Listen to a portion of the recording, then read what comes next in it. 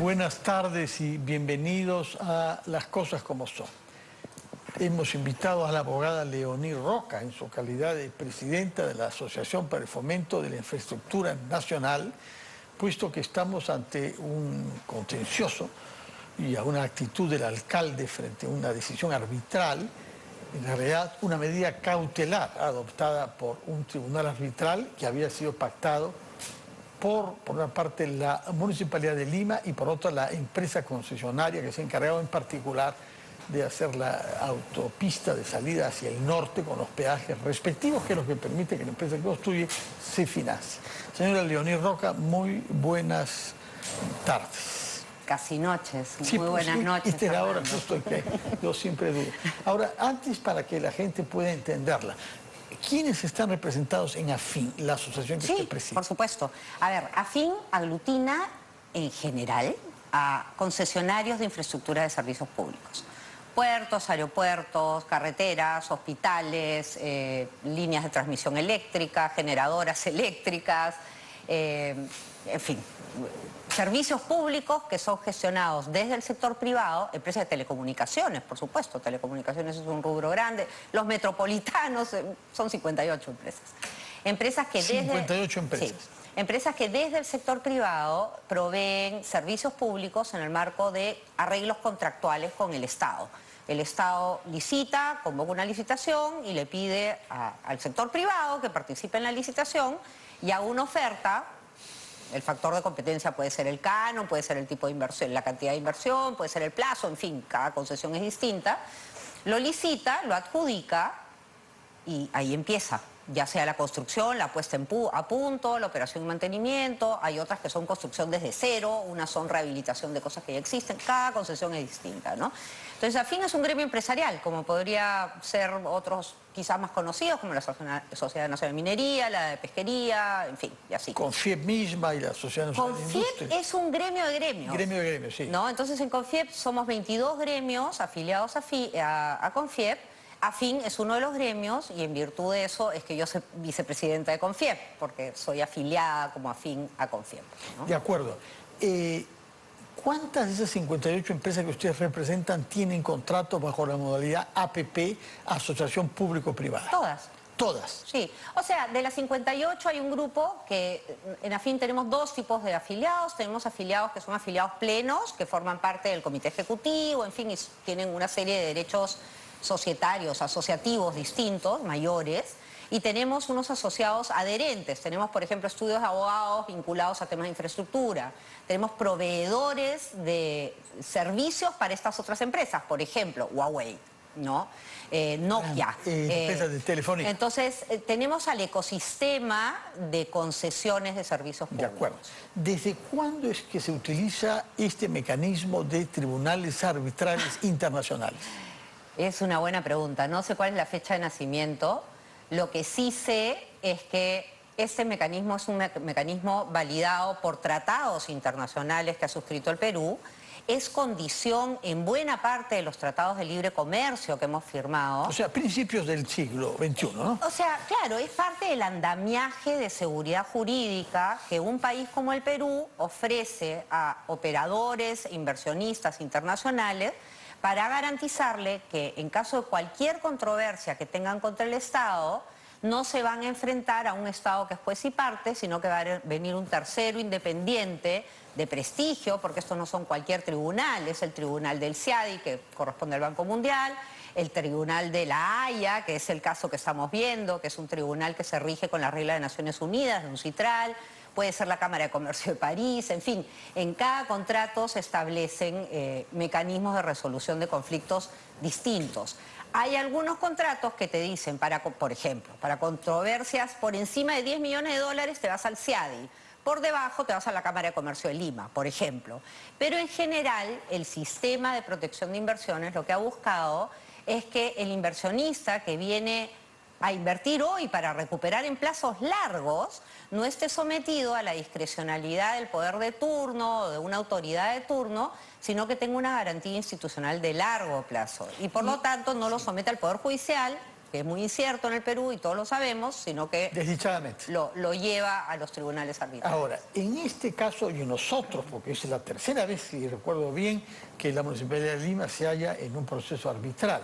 Es cierto que no necesariamente con el Tribunal de la ONU, que es el caso ahora. ¿Cómo se conforma a los miembros? ¿Cómo se designa a los miembros de ese tribunal? Explique eso que me parece importante. Normalmente cualquier tribunal arbitral, también el de la Cámara de Comercio de Lima, el de AmCham y esos tribunales internacionales, tienen una lista de árbitros acreditados, ¿no?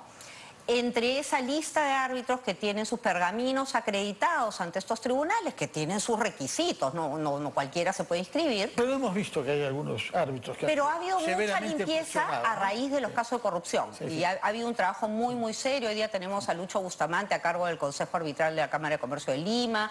Se ha fortalecido la gobernanza a nivel de Perú. Pero bueno, a nivel internacional, que además tienen otro manto de protección y de cuidado de temas de cumplimiento y de anticorrupción, hay una lista de árbitros.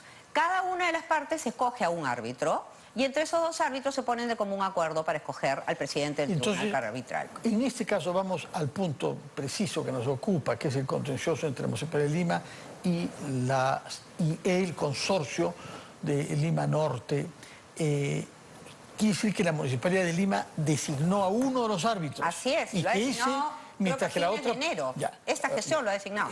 Esta gestión. Y el otro fue designado por la otra parte, que es la empresa concesionaria. Y entre los dos se ponen de acuerdo de designar a un tercero que es el presidente. Efectivamente. De acuerdo. Ese es el mecanismo. Entonces, cuando una de las partes, en ese caso la Municipalidad de Lima, refunfuña contra los árbitros, está refunfuñando también contra aquel que le designó. Pero hay que decir que el árbitro que uno designa no es que va a fallar a favor de uno, ¿no? O sea, tu árbitro puede no darte la razón. Tú pones tu caso en manos de un árbitro que tú crees que tiene las competencias suficientes y que es solvente, y uno no somete a arbitraje un caso que cree que va a perder, ¿no? De los tres árbitros, el árbitro de la Municipalidad de Lima fue designado a comienzos de este año. Y hay que aclarar otra cosa que también es bien importante. Se ha insinuado que se le ha pagado $500,000 a los árbitros como una especie de coima, de que es una cosa inaceptable. Las tasas arbitrales, o sea, lo que cobran los árbitros, está en un cuadro de tasas que tiene cada cámara arbitral. Entonces, la cámara dice la cuantía de este arbitraje es X, fija un porcentaje y dice este arbitraje va a costar Y.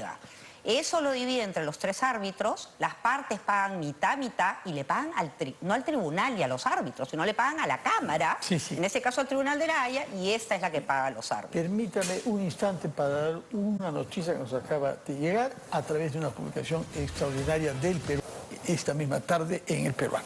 Regresamos a nuestro tema de infraestructura. Nos ha explicado entonces que de los tres miembros del Tribunal Arbitral, uno es designado por la municipalidad, otro por la empresa concesionaria y ellos escogen un tercero. Muy bien. ¿Qué es lo que ha decidido ese tribunal hasta ahora respecto del contencioso llevado por la municipalidad? Como quiera que casi la primera acción de gobierno de nuestro alcalde metropolitano fue convocar al Consejo Municipal para que se declare la caducidad del contrato, y este proceso tiene una duración de 6 meses según el contrato. Evidentemente, la sociedad concesionaria lo que hizo es interpuso una acción arbitral y pidió una medida cautelar, de tal manera que se suspendieran los efectos de esta declaratoria de caducidad hasta que se definiera en el tribunal arbitral si había razón o no había razón en la declaratoria de caducidad. Es un accionar absolutamente razonable cuando uno tiene una amenaza de este tamaño. Entonces, se solicita esta medida cautelar y el tribunal arbitral dice dos cosas que son importantísimas de recalcar en su resolución. Lo primero, y que es razonable, dice, no tomes ninguna medida que afecte el status quo hasta que no se defina, hasta que no fallemos sobre el fondo de la materia.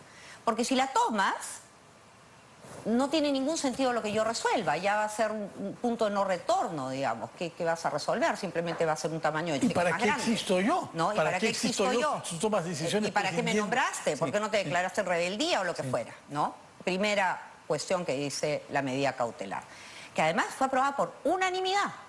No hubo discordancia. Los tres árbitros por unanimidad. Incluido aquel que fue designado por la municipalidad. La árbitro designado ¿Qué por es quién? ¿Se puede saber? No me acuerdo el nombre, pero sé que es mujer. Personalidades internacionales. Entiendo que sí, no tengo los nombres. O sea, yo conozco los detalles hasta donde es relevante para la protección del sistema arbitral, que es lo que estamos defendiendo en esta oportunidad. Y lo segundo que dice es invoca al alcalde de Lima, a la municipalidad metropolitana, a no hacer ninguna declaración que exacerbe la conflictividad ni hacer declaraciones en contra de la concesionaria. Las dos cosas las pide y es explícita la resolución. Lo curioso es que sale esta resolución y la primera actitud que se tiene es no la voy a respetar. Increíble. Yo nunca había escuchado a una autoridad diciendo que no iba a respetar una sentencia judicial. Es bien fuerte.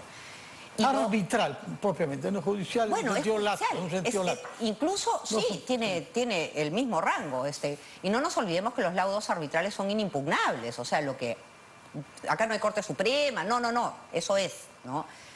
Eso es lo primero. Y lo segundo que llama poderosamente la atención es que pide apoyo de la fuerza pública para ir a tomar por la fuerza los peajes.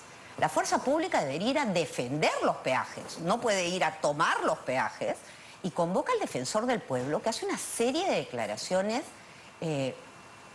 honestamente bizarras, por llamarlas de alguna manera, ¿no?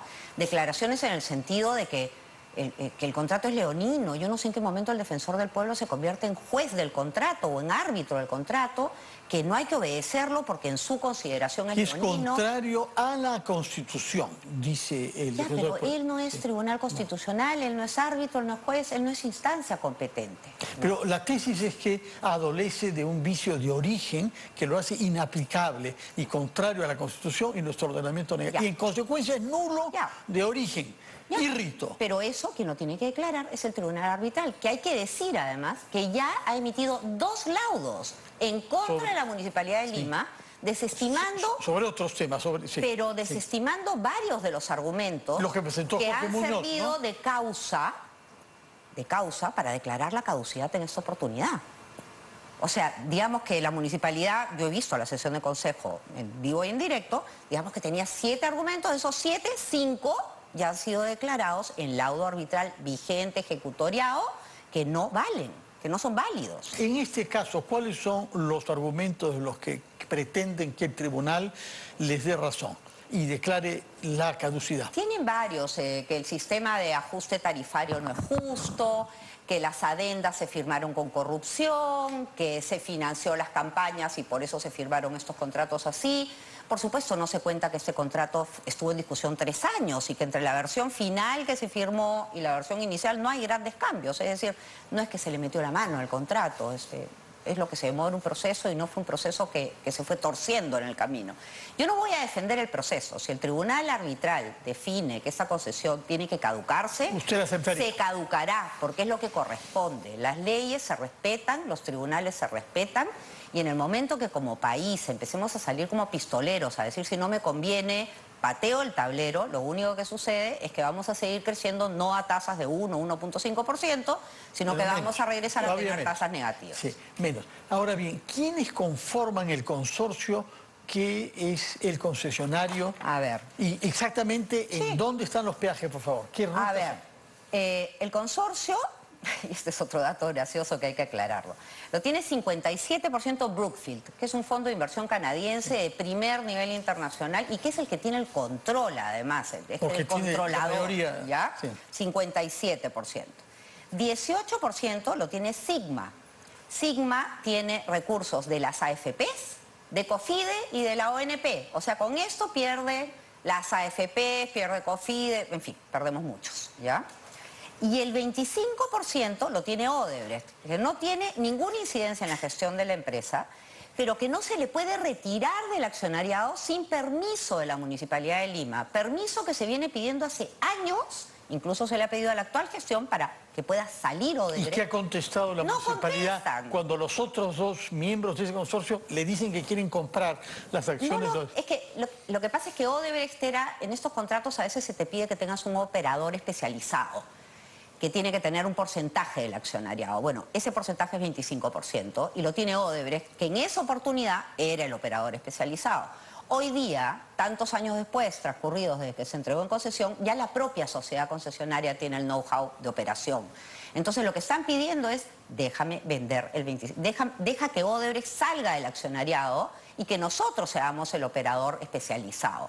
Bueno, años vienen pidiendo esto sin éxito. ¿Cuánto ha invertido la empresa o el consorcio concesionario Acá tengo en el tramo que le corresponde gestionar? A la fecha ha invertido 2.200 millones de soles, que son 65 obras. Ya se han hecho bypasses, puentes, en fin. Uno va hoy día por la Panamericana Sur también y hay el bypass ahí en Benavides. Hay montones de bypasses por todos lados. Explíquenos cuál es el trayecto que está bajo responsabilidad de Rutas va desde Pucusana hasta pasando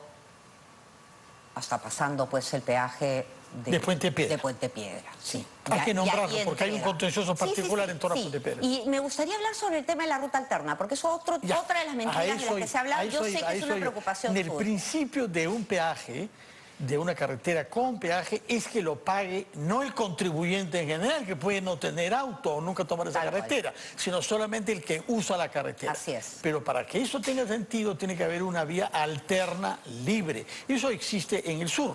Si uno no quiere ir por autopista, va por la vieja carretera y se expone al tráfico que haya o no haya. Si uno quiere ir con más garantías y más rápido, paga 6,50 soles, creo que algo por el estilo cuesta en este momento el peaje famoso. En el norte, ¿qué ha pasado? Porque la queja, y bueno, en un momento dado actos de violencia contra las garitas de control, es que no hay vía alterna en Puente Piedra y que eso perjudica a la población de ahí, que no es una población de grandes recursos.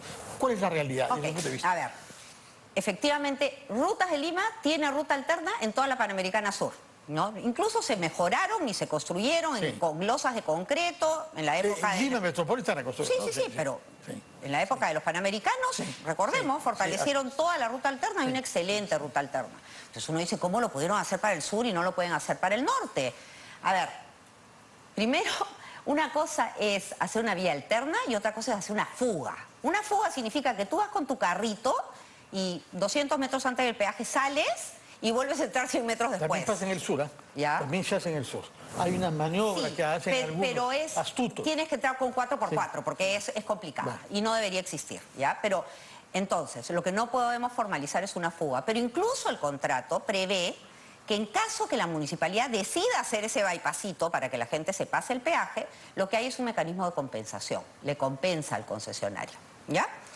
Ahora, en algún momento en la gestión de Jorge Muñoz, y por eso yo digo que lo que hay que respetar es las normas, Jorge Muñoz usó los mecanismos contractuales, se fue al arbitraje. Nos guste o no nos guste, como pro concesionarios, digamos, se usó los mecanismos legales del contrato, de la ley y de los tratados internacionales que tenemos.